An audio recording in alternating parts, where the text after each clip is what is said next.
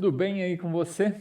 Hoje eu quero conversar com você sobre uma pergunta que eu recebo aqui com muita frequência. Luiz, qual o tempo médio de sobrevivência de uma empresa no Brasil, né? Nós temos aí tantas conversas de que empresas não passam de um ano, de que quebra antes, mas de fato, assim, ninguém apresenta dados, né? E eu fui pesquisar isso e eu quero conversar com você que está aqui, então não foge daí é, sobre essa estatística, né? Por que isso acontece e quais são as soluções? Vamos lá comigo então para a gente responder essa pergunta aí que tanto preocupa, né? Qual o tempo médio de sobrevivência no Brasil? Mas antes disso, é importante a gente pensar, né? Por que as pessoas abrem empresa? O cidadão está lá no emprego dele, enfim, tem os investimentos dele, as reservas e resolve montar uma empresa. Porque, sobretudo, abrir uma empresa é investir. É investir. E investir num negócio que é extremamente rentável. E isso faz todo sentido porque existe uma regra. O capital se aloca onde ele é melhor remunerado. Então, se você pega seu recurso e, sei lá, aplica em renda fixa, quando muito, 1% ao mês bruto. Se você pega esse mesmo recurso e põe numa empresa e ela te dá 10, 15, 20% ao mês, poxa, é melhor abrir essa empresa. Contudo, existe a estatística. Nós falamos, Luiz, mas eu vou abrir, ganho 20, mas e se quebrar? E como isso funciona? Então, vamos ver primeiro a estatística formal sobre este assunto. Então, veja, eu trouxe algumas notícias aqui. O Brasil fecha mais de 400 mil empresas no primeiro semestre de 2023. Isso aqui está na fonte O Olhar Digital, de 4 de setembro de 2023. Uma pesquisa da Contabilizei. Então, só para você dizer, pensar o seguinte, olha, até 2021 aí foram abertos 2 milhões de CNPJs. No mesmo período, fechou 2 milhões e 800 mil CNPJ. Então, você pode ver aí que a estatística é cruel, né? E essa estatística ainda traz um dado. Olha, indústria abriu quanto? 7.800 indústrias. Fechou quanto? 25.151, para ser preciso, veja só. No comércio, 61.685 aberturas e fecharam, inacreditáveis, 129.515. Então, o Olhar Digital faz essa pesquisa, publica ela em função de uma pesquisa da Contabilizei, que é uma plataforma aí, de gestão financeira, né? Vamos olhar um pouquinho mais. Agora vou olhar para o Sebrae. Aí muda a retórica, né? Já não fala mais em fechar a empresa, fala em taxa de sobrevivência. Deixa mais bonito, mas o problema é exatamente igual. É a empresa que está fechando. Ora, se eu estou olhando para aquelas que sobreviveram, tem outras tantas que morreram, fecharam, né? É só olhar o copo meio cheio ou meio vazio. Então, esse é um dado do Sebrae, lá publicado em janeiro de 2023. Ó.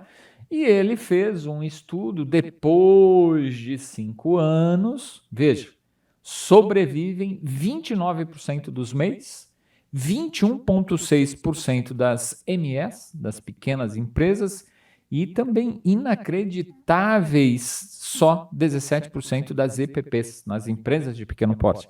Então, veja, nós não estamos falando só de MEI. Né? O MEI abre e fecha, porque é só um profissional, um negócio mais informal, quase assim dizendo, né? Mas nós estamos falando de EPP, que já é um cara mais escolado, vamos dizer assim, mais experiente, botou mais capital em risco. Agora eu sei, você pode até estar me falando assim, Luiz, veja, isso é notícia de Facebook, meu amigo, é de rede social, né?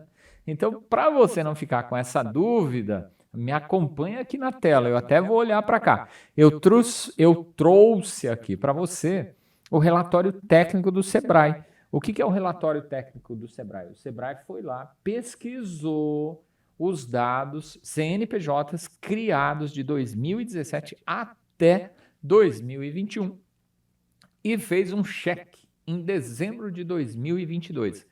Qual o tamanho da amostra? Isso é importantíssimo em qualquer pesquisa. Foram pesquisados, analisados 13.165.332 CNPJ. Então, o que nós estamos falando aqui? Nós estamos falando de um espaço amostral extremamente grande, né? E extremamente importante, um robusto. E quais são os dados que a gente tem aqui? Veja, acompanha comigo no computador aqui. O MEI, você tem aqui separado em MEI, microempresa e empresa de pequeno porte. E você tem a taxa ali de sobrevivência de MEI, depois de 5 anos, nessa base de dados aqui. 57% dos MEIs sobreviveram, veja, metade morreu e 78% das EPPs sobreviveu depois de 5 anos. Então, assim, outros 30 fecharam. Então, é um abre e fecha constante. Isso é extremamente perigoso. Então, você vê aqui uma base de dados extremamente robusta. E se você quisesse esse estudo aqui, digita aí nos comentários, Luiz, me manda esse estudo. E eu vou te mandar, me chama no direct que eu compartilho isso com você. E aqui, aquele famosa notícia de quanto tempo sobrevive. Então, foi transformado aqueles dados do índice de sobrevivência em tempo, né? Então, veja, MEI sobrevive quanto tempo? 10 meses e 26 dias. Veja só, a precisão dessa pesquisa, ela vai até dias. Nós estamos falando que o MEI sobrevive 10 meses, menos de um ano. A microempresa sobrevive 1 ano e 7 meses, né? E 5 dias. Olha o tamanho da precisão. A EPP sobrevive 1 ano, 4 meses e 31 dias. E a média geral, né? 1 ano, 7 meses e 3 dias. É terrível.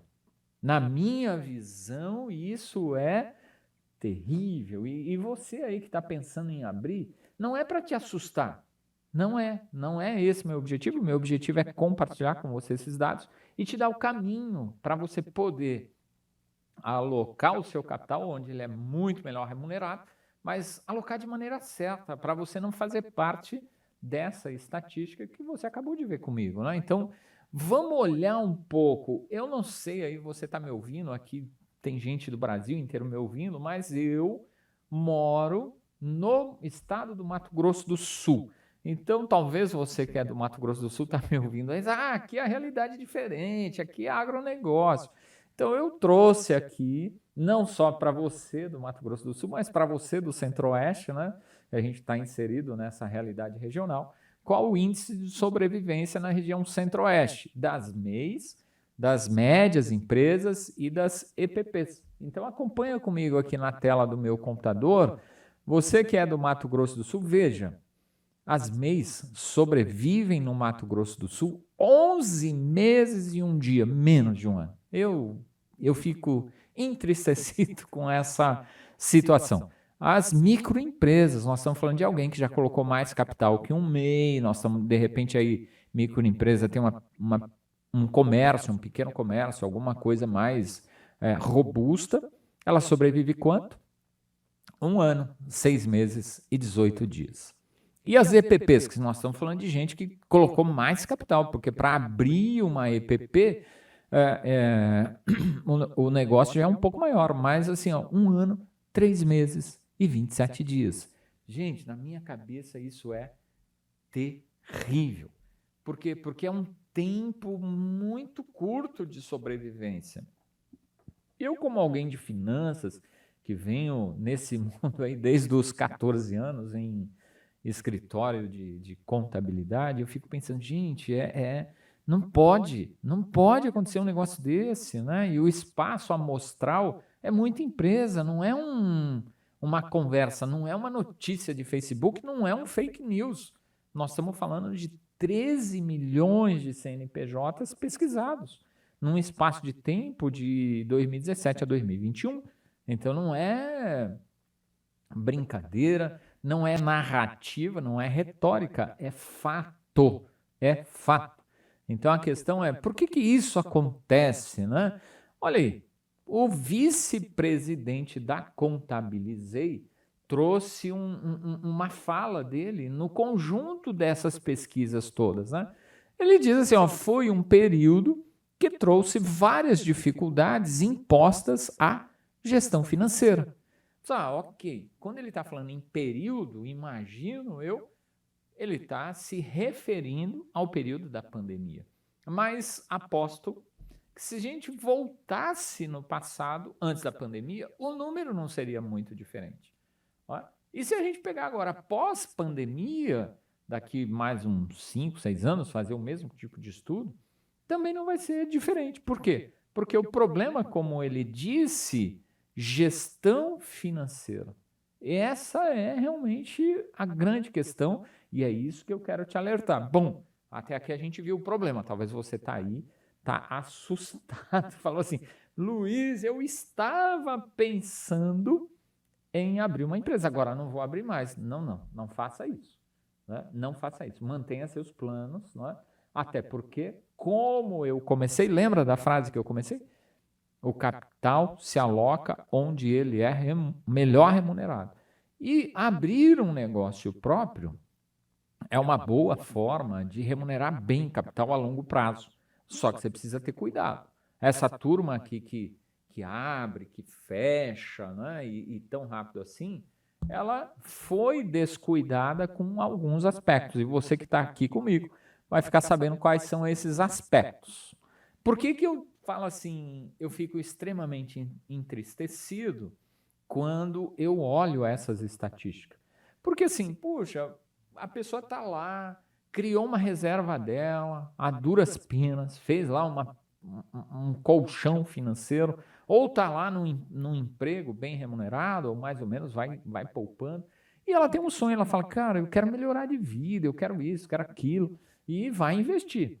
E ele se atina, ele fala, cara, se eu comprar um negócio por 10, vender por 20, e se eu vender 1000 vezes esse negócio, eu vou ganhar dinheiro. Então a pessoa sonha, ela começa a sonhar, e ela vai pegar o dinheiro dela e aplicar em alguma coisa. Né? Então tem gente que vai para o mercado financeiro, tem gente que vai para mercado imobiliário, tem gente que vai para meios mais alternativos, né? Um pouco mais arriscado, mas tão bom quanto os demais, só que precisa ter uma gestão de risco melhor, tipo criptoativo, startups, etc. E eu sou investidor dessas coisas também. Né?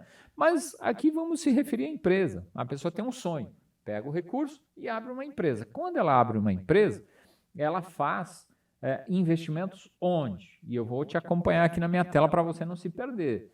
Ela começa pensando em imobilizado, e isso são terminologias contábeis de maneira bem didática para você me acompanhar. O que é o imobilizado? A preparação da loja, as prateleiras, os computadores, enfim, a decoração, tudo que precisa ali para um negócio tradicional funcionar, ou seja, a estrutura física. Se tem entrega, um carro, uma moto, enfim, isso é o ativo imobilizado. Ela vai começar a funcionar, se é um comércio, se é uma indústria, se é um escritório, ela vai precisar de estoque de produto. Tudo isso também é dinheiro. Vai precisar de estoque de produto para revender, ou de matéria-prima para produzir, ou de papéis, sistemas para o negócio funcionar. Ela bota dinheiro aí. Ela começa a trabalhar. Hoje, raramente se vende coisas, produtos ou serviços, tudo à vista. Então, o que acaba acontecendo? Essa pessoa vai ter um contas a receber. É dinheiro também. Ela vai ter o contas a receber. Então, ela pegou todo o dinheiro dela, colocou parte em ativo imobilizado, em geral bastante, parte em estoque de produto, em geral bastante também, começa a trabalhar, não recebe à vista, vira contas a receber, para depois de funcionar num bom tempo, ela poder receber esses valores e isso vai lá para o caixa e bancos da empresa dela, né? Normalmente para banco, e de lá ela vai pagar as despesas, etc. Sobre esse aspecto, eu não quero tratar hoje não, isso vamos dizer, assunto para outro vídeo. O que é importante é você saber, a pessoa tem um sonho, tem dinheiro, ou às vezes nem tem, empresta, também tá ok. Fazendo isso com sabedoria, não vejo problema nenhum. E ela vai investir aonde? Imobilizado, estoque de produto, isso mesmo, acertou, tá vendo? Vai virar contas a receber para depois virar caixa ou bancos, né? Vamos seguindo então. Agora, o que eu percebo? Por que aquela estatística se forma? A pessoa abriu a empresa, ok. E por que quebra naquele período que a gente viu que o prazo máximo é algo em torno de 1 ano e 7 meses? Em geral, e eu tenho experiência nisso, eu atendo empresários, atendo pessoas que estão sonhando em abrir negócios, e tudo isso, todas as vezes que eu me deparei com empresas, atendimentos, seja na mentoria, seja no BPO financeiro, seja em cursos, palestras que a gente dá, e depois segue lá um bom tempo de conversa, o ciclo, o fluxo é comum. Então me acompanha aqui no computador para facilitar para você. Veja, em geral, a pessoa vai ter uma ideia. Essa ideia, quem tem, geralmente não é uma pessoa de finanças. O cidadão é um bom vendedor, um bom técnico, e ele tem uma ideia lá. Ele fala, cara, eu vou ganhar dinheiro com isso. E ele está certo, e ele está certo. E ele começa, já sai começando. Qual é o grande problema? Como você viu na tela, a ausência de planejamento financeiro, para você ter uma ideia. Então ele começou e começa a vender e já montou o negócio e tá tudo tranquilo. Qual é a sequência disso? Descontrole. É uma gestão financeira descuidada, até porque essa pessoa que abriu o negócio, ela não tem, em geral, formação em finanças. Quem abre empresa, em geral, a minha experiência, é um bom profissional numa dada área, lá, um médico, um dentista, um advogado, um educador físico, um bom vendedor que é comerciante, está lá, fala, cara, eu vou abrir esse negócio. Então, ele tem outras habilidades que não finanças. E aí a gestão financeira dele também, na sua maioria, é descuidada. No começo ele mesmo faz, ele vende, ele recebe, ele controla o financeiro, etc. O negócio vai crescendo e ele já não tem tempo de fazer isso. Então, a gestão financeira vai ficando descuidada, vai ficando descontrolada, para ser bastante direto. Qual é a consequência disso? O passo seguinte. Bom, eu tive uma ideia, abri um negócio, comecei, o negócio está prosperando, em função do crescimento houve descontrole. Quando tem o descontrole, vem crise de liquidez. Esse é o fluxo. Crise de liquidez. O que é isso? É o primeiro sintoma. Luiz, mas o que é uma crise de liquidez? É aquele momento que essa empresa que estava indo muito bem, ela começa a não ter condição de pagar fornecedor em dia, é o primeiro sintoma. Começa a atrasar um pouquinho a conta de água, de luz, o fornecedor, e começa a criar o que eu chamo de despesa invisível, despesa com juros, porque ele vai usando o limite de crédito da conta corrente. Esse é o primeiro sintoma. Depois ele parte para outras coisas, do tipo desconto de título, antecipação de recebíveis. Até que chega um momento que fica complexo de pagar a folha de pagamento. Aí a pessoa se desespera. Gente, mas os funcionários são meus amigos, é a minha família, eu tenho que pagar. Quem que aparece nessa hora? Em geral, aparece o crédito fácil. O crédito fácil ele vai trazer alívio imediato, né? Mas a causa vai permanecer.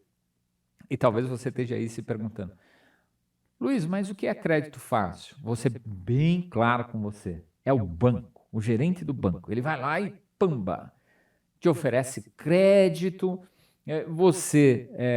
Em geral também, essas pessoas têm um nível de consciência financeira baixa, estão ali desesperado, querendo resolver o problema imediatamente.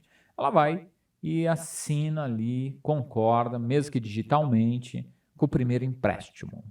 Qual é a sensação seguinte? Alívio. A pessoa E aí ficou tudo bonito, tudo bonito. Só que é ilusório isso, porque ela não resolveu a causa. E qual é a causa? A causa é o descontrole financeiro. Então, essa pessoa que está lá, ela passou pela crise de liquidez, veio lá o gerente de banco, ofereceu crédito, obviamente ia pegar, porque é aspirina, tô com muita dor de cabeça, o que você faz? Você toma um remédio, toma aspirina, ele vai resolver. Quem? A dor de cabeça, não a causa. Então, ele resolve o sintoma, não o causador daquele sintoma. E a mesma coisa acontece na empresa, né? Essa pessoa, esse empresário, todo bem intencionado, que teve a ideia, que começou, que labutou, que suou a camisa, né? Porque ser empresário é trabalhar 24 horas por dia, não se engane, né? Eu queria falar diferente para você, mas não é. Ele vai lá e se ilude com o empréstimo. Ele não sabe a taxa de juros, não viu se aquela prestação cabe no orçamento, ele viu que resolveu o problema dele. Como gerou ilusão, por um tempo fica tudo lindo, maravilhoso, só que ele voltou no passo 2. Qual o passo 2? Do descontrole. Porque ele falou assim, agora eu preciso vender mais para ter mais lucro, mais dinheiro, para ter que pagar, além das minhas despesas correntes, fornecedor, empregado, etc, etc, eu tenho que pagar a prestação do banco. Então ele acelera. Só que ele acelera dentro do contexto do descontrole. O que acontece? Passa um tempo, ele precisa de mais crédito e o banco vai dar, só que aí o crédito vai ter que ser maior. E ele vai assim por 2, 3, 4, até 5 rodadas.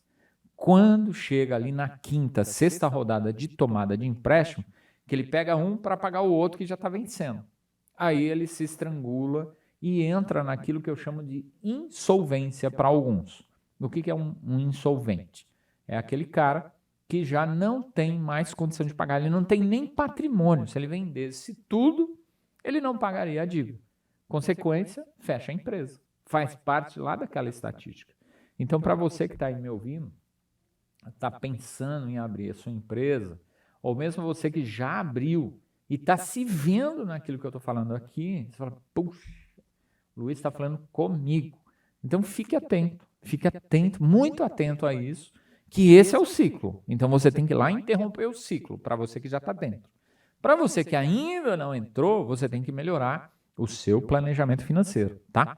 Então, vamos seguir aqui. Quais seriam, então, Luiz, os grandes erros que levam as pessoas a essa situação de quebra para fazer parte daquela estatística de sobrevivência extremamente baixa?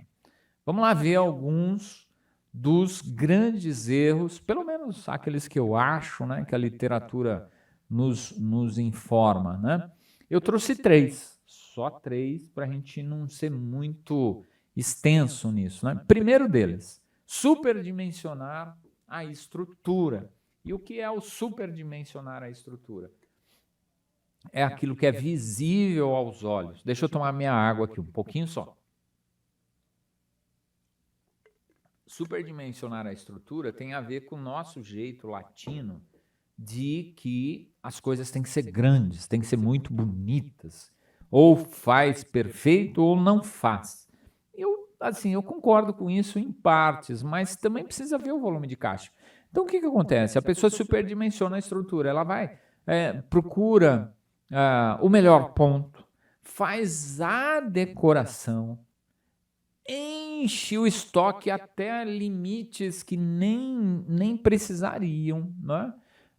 Contrata design, isso, aquilo, site, superdimensionou a estrutura. Ela usou muito do capital da reserva que ela tinha para começar o negócio. E isso é mais comum do que você imagina. Né? Pode ver, as pessoas superdimensionam a estrutura. E isso vem do quê? De um outro problema, que eu diria que antecede a superestrutura. Ela não planeja. Ela não tem um planejamento financeiro, não fez uma estimativa de gasto no imobilizado, não fez uma estimativa de venda, não fez uma estimativa de custo, de despesa, para entender qual seria o lucro bruto, o lucro operacional, vai ser viável ou não. Não dimensionou ciclo de caixa, entende? Então ela não planejou, e não planejou por quê? Porque não é a habilidade dela, ela não é uma pessoa de finanças, não foi talhada, não é o melhor talento dela, finanças, o talento era outro, é a mentalidade empreendedora, é a mentalidade do comprar adequadamente, para vender adequadamente, e isso é fantástico. Né? Eventualmente você não vai saber planejar mesmo, e tá tudo certo. Depois eu te mostro como resolver isso. Um outro grande erro é fazer empréstimo. E eu já te falei que faz parte do ciclo. Ora, a pessoa está lá, tem a ideia, começa com uma gestão financeira descuidada, aparece a crise de liquidez, aí aparece o salvador da pátria, o banco, fazendo o quê? Crédito fácil, empréstimo. Então, fazer empréstimos é um grande erro. Ah, Luiz, mas tem dívida boa. Tem, eu sei que tem. Dívida de investimento. Mas é uma dívida planejada, é uma dívida consciente, analisado taxa de juros, custo desse dinheiro, analisado valor da prestação, analisado, sabe uma coisa que ninguém olha, e eu vou te falar? O sistema de amortização. O brasileiro gosta de sistema de amortização price, que a prestação é igualzinha. Mas será que é o melhor? Ah, mas Luiz, existe outros? Claro que existe. Existe o saque, que a amortização é constante, a depender do valor do empréstimo e do tempo para pagar, o saque é melhor. Só que a prestação dele não é constante. Quem é constante é a amortização. Existe o sistema misto. Então, na hora de fazer um empréstimo, você aí tem que olhar isso. É um empréstimo para investimento ou para consumo? Ah, é para consumo. Porra, isso é uma dívida ruim. Qual o sistema de amortização? Qual a taxa de juros? Qual o custo de dinheiro no momento que eu estou fazendo um empréstimo? Qual a expectativa macroeconômica para os juros no Brasil, se o empréstimo é em território nacional, entende? Então, tudo tem que fazer isso. Mas aqui você tem 3 grandes erros para você ficar atento. O superdimensionar a estrutura, o não planejar e o fazer o empréstimo. Então, estou pensando em abrir a minha empresa. Excelente, parabéns. Dou todo o apoio para você. Se precisar minha ajuda, eu estou à sua disposição. Mas fique atento a isso. Não vá cometer esses erros. Luiz, eu já abri minha empresa e eu fiz exatamente isso que você está me falando. O que eu faço? Ó, você vai ter que rever um monte de coisa aí. Né? Também posso te ajudar com isso. Mas fique atento aí, me chama, a gente conversa, vamos ver o que a gente consegue fazer. Mas para tudo tem solução. E acredite nisso. Existe realmente solução. Talvez você está nessa situação aqui e já está assim, ó céus, vou quebrar, vou fechar, vou fazer parte da estatística. Não, não pense assim. Há solução. Basta buscar e mexer o botãozinho certo. Mexer o botãozinho certo. E, em geral, o botãozinho certo não é fazer novos empréstimos, não. Não é, não. É outra situação. Bom, vamos lá. Falei dos grandes erros. Eu diria que você tem que pensar que empresário, abrir empresa, e você que está aí já na labuta, existem 5 grandes desafios. Já não é erro, é diferente, é desafio. Você que está com o seu negócio aberto, está ali numa situação um pouco mais delicada, você que está pensando em abrir, já vai pensando nos desafios. O primeiro deles, pessoas capacitadas. Então, veja, hoje tem pouca gente capacitada em todas as áreas. Eu convivo com vários empresários, atendo vários de vários lugares do Brasil e a reclamação é sempre a mesma. Luiz, não acho mão de obra, não tem ninguém comprometido. E isso é em qualquer área. Imagina no financeiro. Pergunta aí, ó, olha para 10 jovens, 10, só 10 que você conheça. Qual deles quer fazer ciências contábeis, por exemplo? Economia, administração? São poucos, gente. Então, o que a gente está vivendo? Isso não é de hoje. Já vem há algum tempo desse jeito. Então, ora, A gente tem falta de mão de obra, de pessoas capacitadas a tocar no sentido de gerir o financeiro de uma empresa, independentemente do tamanho. Então, pessoas capacitadas é um grande desafio, e eu concordo. Segundo grande desafio, na minha visão, números confiáveis. Ora, eu não tenho pessoas capacitadas no meu financeiro. Eu deleguei meu financeiro para minha avó. Eu já vi isso acontecer, você acredita? Quem faz o financeiro da minha empresa é minha avó. Já vi casos isso é muito comum. Eu coloquei minha esposa no financeiro, meu filho. Nada contra colocar a esposa, o filho, por questão de confiança. Ok, mas eles são capacitados para aquilo? Era sonho da sua esposa estar no financeiro?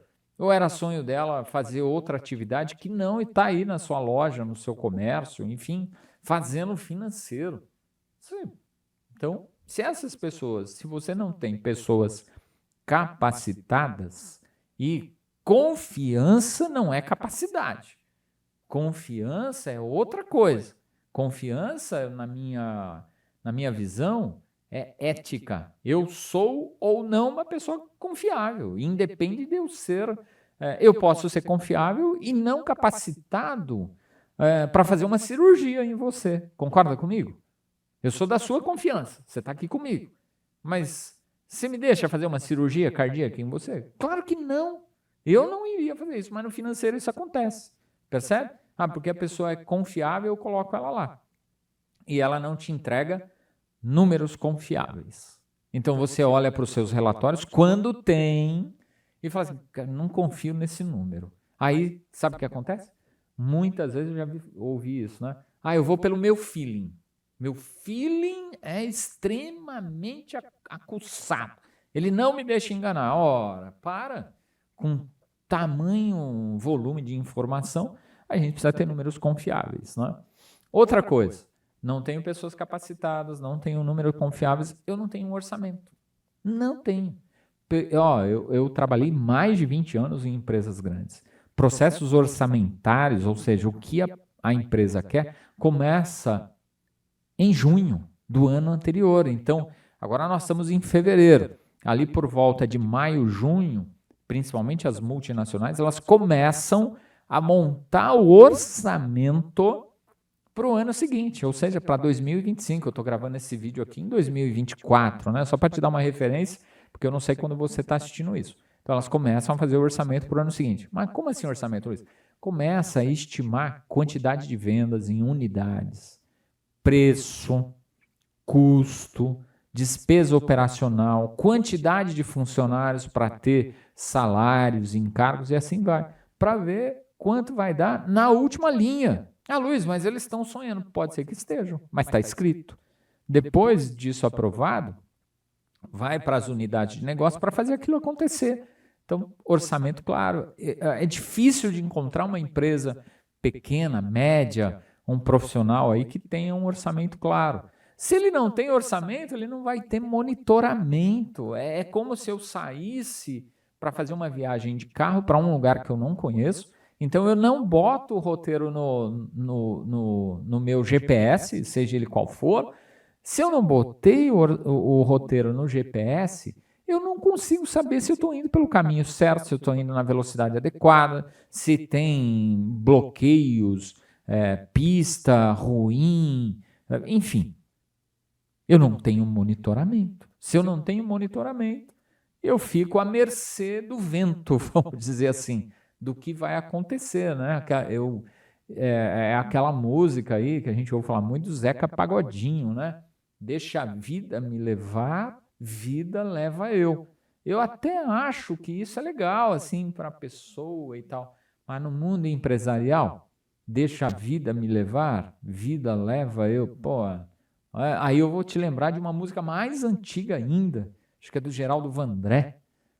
Ela dizia o seguinte: quem sabe faz a hora, não espera acontecer. Mas essa pessoa que sabe e faz a hora, ela é uma pessoa que tem do lado dela pessoas capacitadas, números confiáveis, orçamento e monitora. Isso é o mundo das empresas aí, para você ter uma ideia.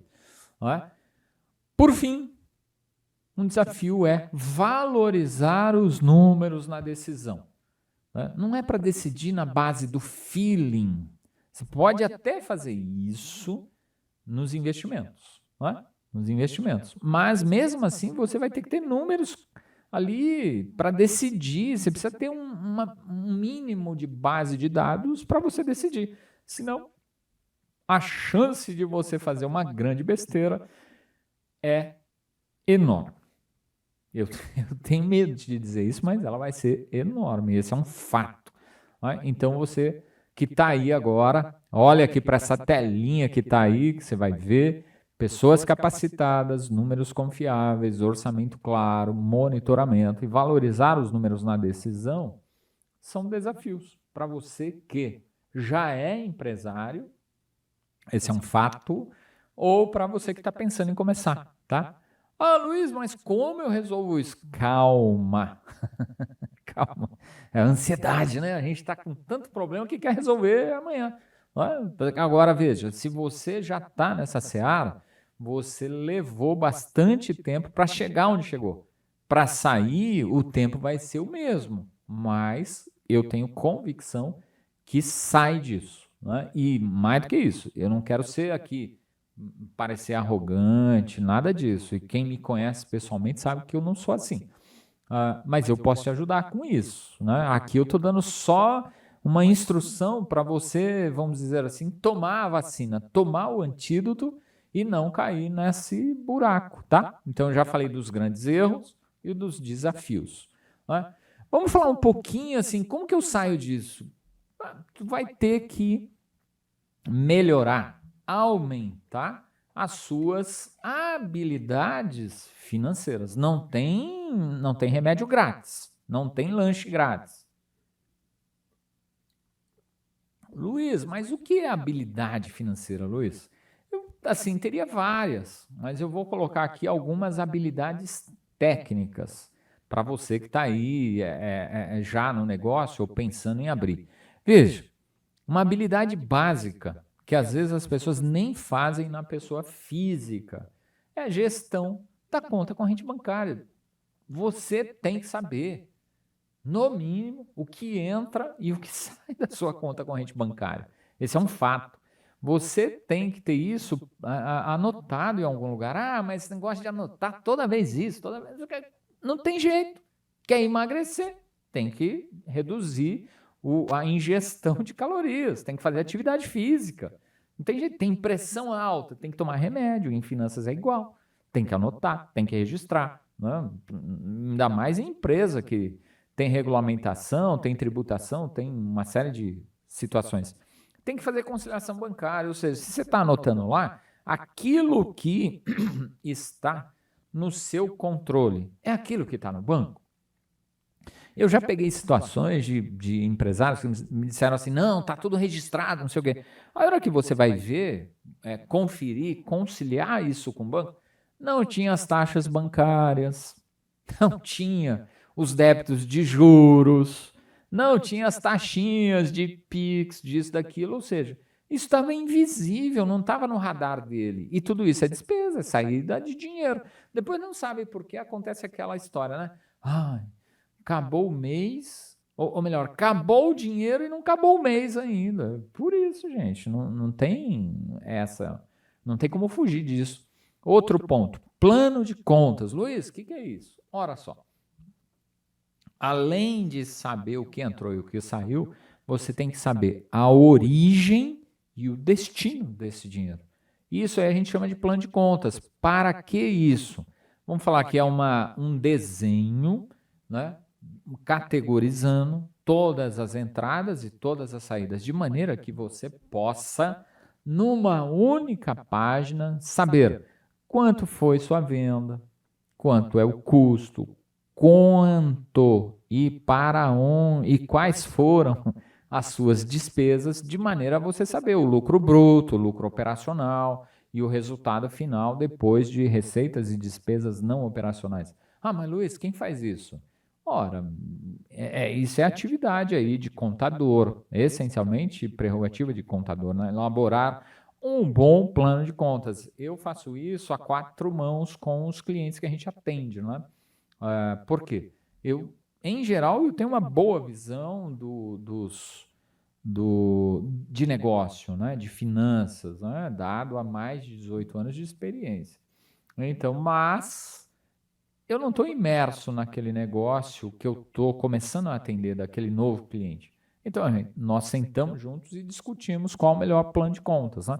Você tem que ter uma demonstração de resultado para saber, este mês que acabou de terminar, quanto foi a venda?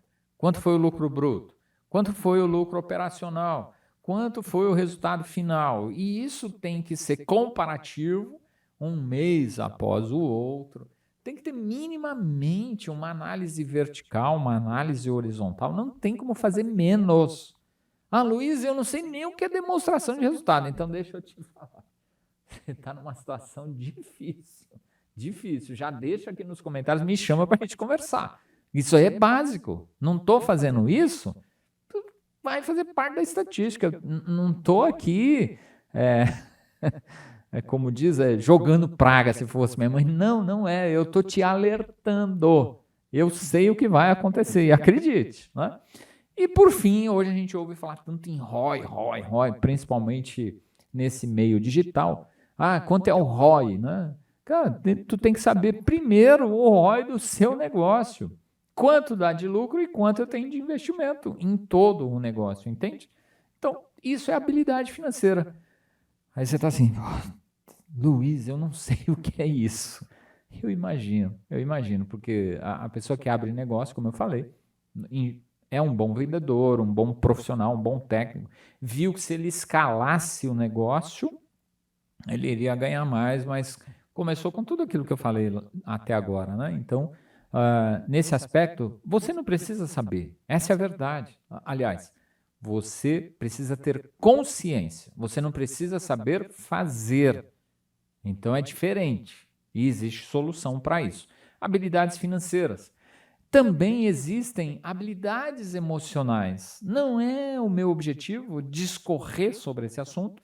Contudo, isso dá outro vídeo tão longo quanto esse, ou maior que esse, mas existem perfis financeiros e não é aquilo que você está achando que é. Ai, meu perfil financeiro é arrojado, é moderado, é conservador. Isso não tem nada a ver e depois a gente fala sobre esse assunto. Mas as pessoas se relacionam de formas diferentes com o dinheiro e, basicamente, a literatura nos mostra que existem 5 perfis: o gastador, o poupador, o desligado, o descontrolado e o financista. Então veja, você sempre foi lá no seu emprego, na sua vida pessoal, um desligado com dinheiro. Não vou nem falar do gastador e do descontrolado.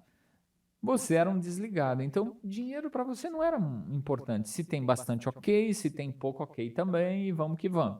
Aí você abre sua empresa. Como vai ser a sua empresa? Me fala.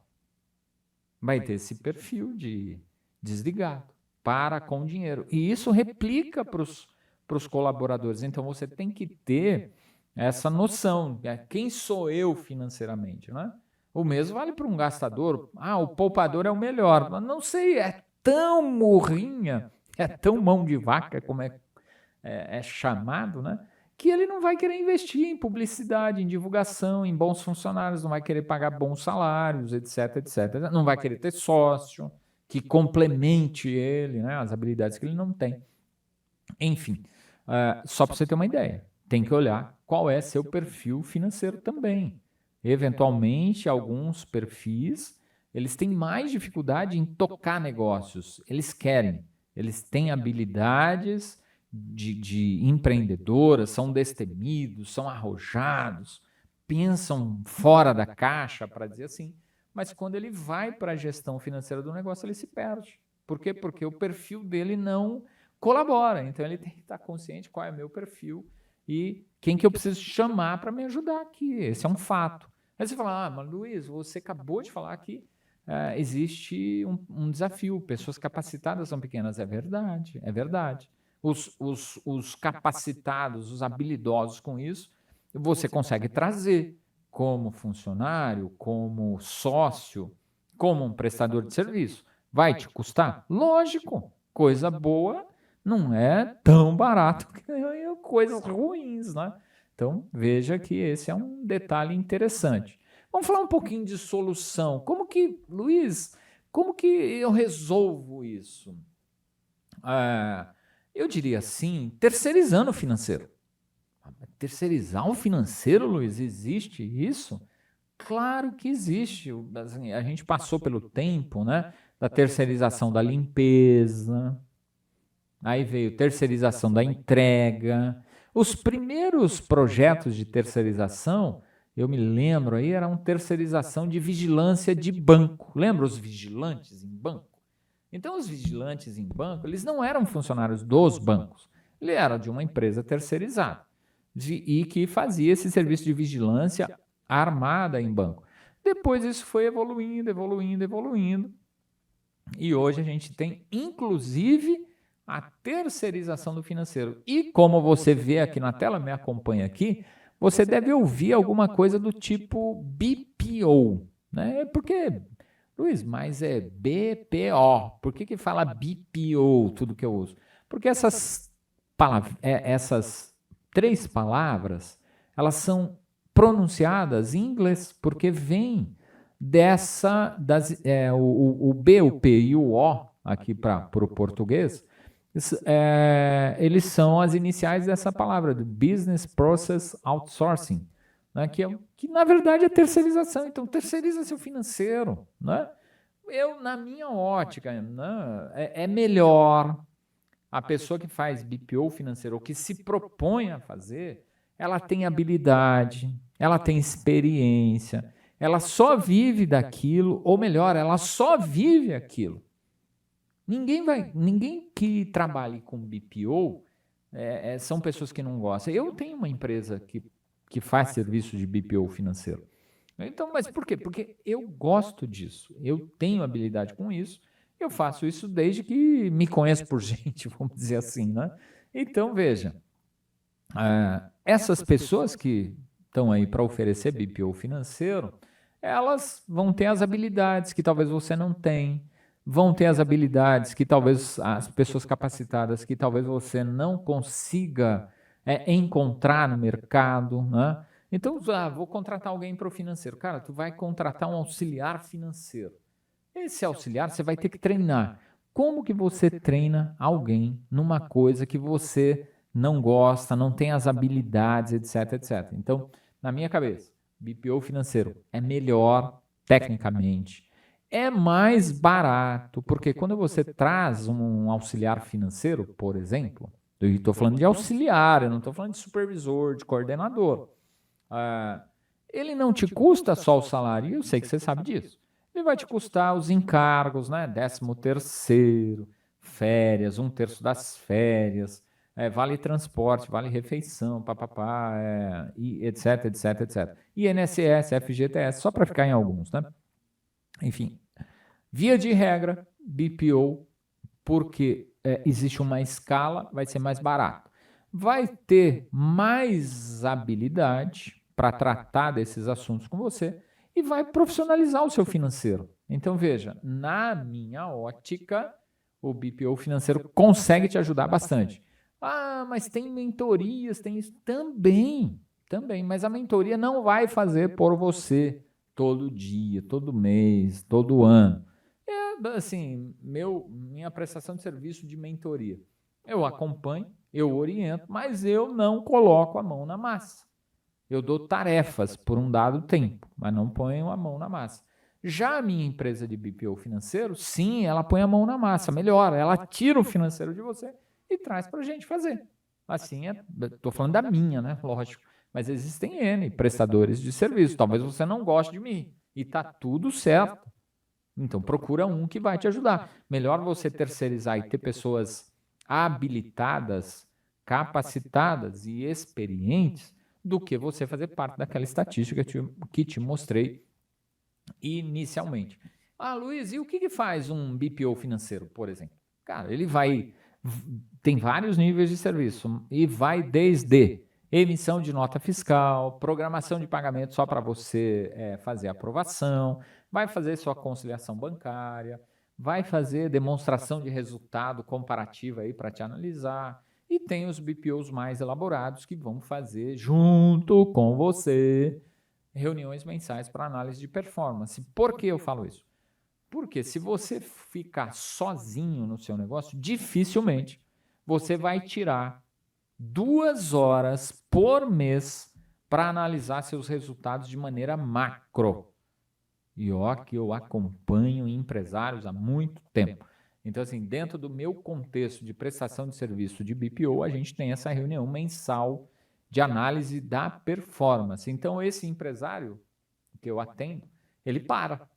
Ele para 2 horas, pelo menos, num mês, para analisar o resultado do negócio dele. E isso é fantástico, porque surgem insights, surgem ideias, né? Surgem até ideias de novos serviços, de novos negócios, né? De redução de custos, de alavancagem de receita. Então, tem que ter. Então, para você, tá aí na tela, né? O que compõe aí, por exemplo, um financeiro externo, né? O meu financeiro é externo, ok, ele vai fazer em geral isso aqui, tá bom? E quais são os benefícios, então, Luiz, do negócio desse? Cara, vai ganhar agilidade aí para o seu negócio, porque, eu não tenho nada. Contrata um cara desse, ele vai, pum, num mês você já tem resultado, você já tem dados. E nesse caso, dados, informação, números confiáveis, orçamento. Lembra que eu te falei disso? E números para tomada de decisão você vai ter. Isso é fantástico. Vai ganhar competitividade, vai ser escalável, porque assim, minha empresa começou a crescer, eu preciso de mais financeiro. O cara lá do BPO financeiro ele já tem uma equipe grande, ele não vai ter que ficar contratando gente. E te tira essa incumbência. Até, e a oportunidade. Mas sabe assim o que eu vejo de importante? É que você vai ter alguém especialista, alguém com habilidade e alguém com dom para fazer isso que você tem dificuldade. E vai evitar você de quebrar, percebe? Por isso eu resolvi tratar desse assunto hoje. E para a gente acabar, né? Para depois a gente falar em outros vídeos de outros assuntos, para você que é empresário, para você que está pensando em abrir o seu negócio, para você que é autônomo, profissional liberal, médico, advogado, dentista, terapeutas, fisioterapeutas, enfim, educador físico, tá? Isso não é só para empresa. Eu quero deixar uma frase para você pensar, e eu vejo muito isso acontecer. Empresários em geral, empreendedores em geral, reduzem o financeiro a essa frase que eu vou colocar aqui na tela para você. Eles reduzem. Finanças é muito maior do que contas a pagar e contas a receber. Presta atenção na frase. Finanças é muito maior do que contas a pagar e contas a receber. E por que eu estou te falando isso? Inúmeras vezes. Inúmeras. Eu já perguntei, você tem um financeiro aí? Tenho, é o contas a pagar e o contas a receber. Gente, depois não sabe por que quebra. Você não tem conciliação bancária? Não. Você não tem demonstração de resultado? Não. Você não analisa o seu negócio? Não. Então veja, gente, finanças é muito maior do que contas a pagar e contas a receber. Pense nisso. Daqui uns dias a gente volta a se ver aqui, tá bom? E deixa o seu curtir. Se você ainda não me segue, clica aqui no sininho e se inscreve, clica no sininho para todo vídeo que eu colocar aqui você poder receber. E se você realmente gostou, deixa seu curtir, deixa seu comentário. Isso faz com que esse vídeo aqui chegue a muito mais gente, não é? E se gostou mesmo, compartilha com outro empresário aí. Eu tenho como missão pessoal, propósito de vida do Luiz, elevar o nível de consciência financeira de pessoas e empresários. E você pode me ajudar nesse aspecto compartilhando esse vídeo aqui com alguém aí que você sabe que está passando por toda essa situação que eu acabei de relatar, ou até mesmo com aquele que está pensando em abrir, tá bom? Então pensa nisso, finanças é muito maior que contas a pagar e contas a receber. Nos vemos daqui uns dias. Até mais.